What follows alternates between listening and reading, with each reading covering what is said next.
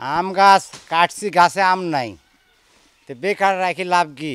বর্তমান ফসল করলে লাভবান, আমের হার দাম কম এক্ষেত্রে, এবং বড় বড় গাছ কাটি ফেলছে মানে আমাদের কারণে।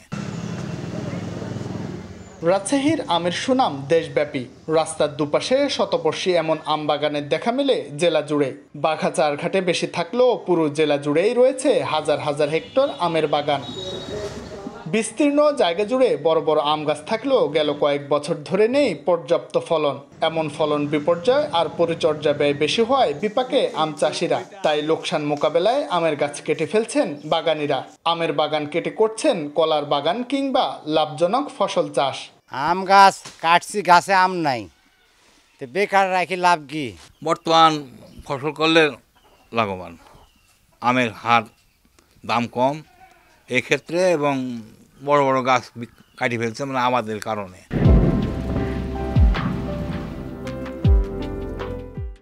চলতি বছরে আবহাওয়ার তারতম্যে বাগানে মুকুল এসেছিল কম। অন্যদিকে টানা দাবদাহে ঝরে যায় বেশিরভাগ আমের গুটি। এতে ফলন কমে দাঁড়িয়েছে 50%। যা আছে তা টিকিয়ে রাখতে পরিচর্যায় ব্যস্ত চাষিরা। হপার দি পোকাটা ওটি আপনার দমন করার জন্য আমরা হপার বিষ আছে দিচ্ছি। হপার বিষ বৃষ্টি না হওয়ার কারণে আম এখনো ছোট ছোট দেখা যাইতেছে, এবং কিছুবার বিষ দেওয়ার পর আমের সাইজ বড় হবে এবং সুন্দর হবে। বেশি জায়গা দখল করা বড় আম গাছ কেটে ভালো জাতের আমের চারা লাগানোর পরামর্শ উপজেলা কৃষি কর্মকর্তার। 1 বিঘা জমিতে প্রায় 150 থেকে 200 আম গাছ লাগানো যায়। আমাদের পুরাতন যে আম গাছগুলো আছে সেটা 1 বিঘাতে 8 থেকে 10টা আম গাছ থাকে। সেখানে কৃষকরা লাভবান না হওয়ার কারণে আম গাছ কেটে ফেলা হচ্ছে। অন্যান্য ডাল জাতীয় ফসল আবাদ হচ্ছে, সেখানে বেশি লাভ হওয়ার কারণে কৃষকরা আম বাগান কেটে অন্যান্য ফসলে ঝুঁকছে।